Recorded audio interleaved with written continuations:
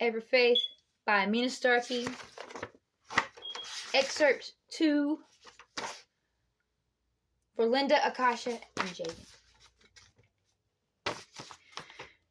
Ashley had always felt like an outsider. Her family had moved more times than she could remember. When she had asked her mother how many times they had moved over the years, even she didn't seem to know. No matter where they had moved to, Ashley had always had a lot of trouble fitting in.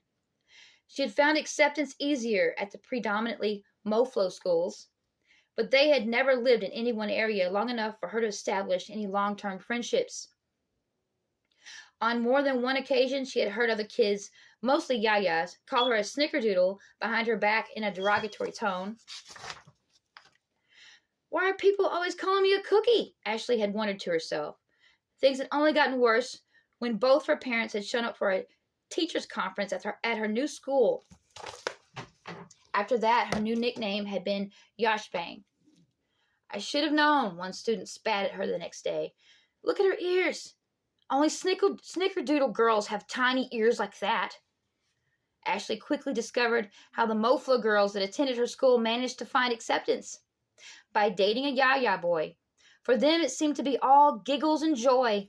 She had begun to feel a seething jealousy began to build up inside of her when she caught glimpses of mixed couples in the hall between classes or in the gym during pep rallies.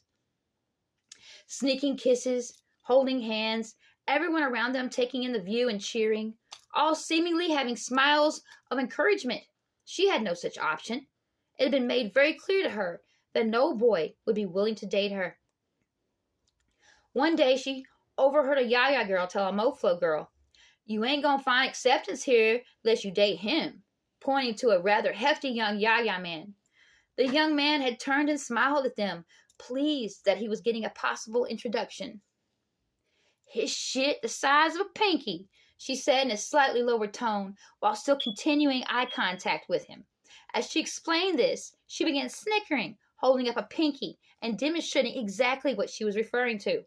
She continued, "At least you ain't the bottom of the totem pole. She is." Both the girls then turned to stare at Ashley. The other kids standing around snickered and nodded in acknowledgement. Ashley wondered if those MoFlo girls understood what the fate of their children would be.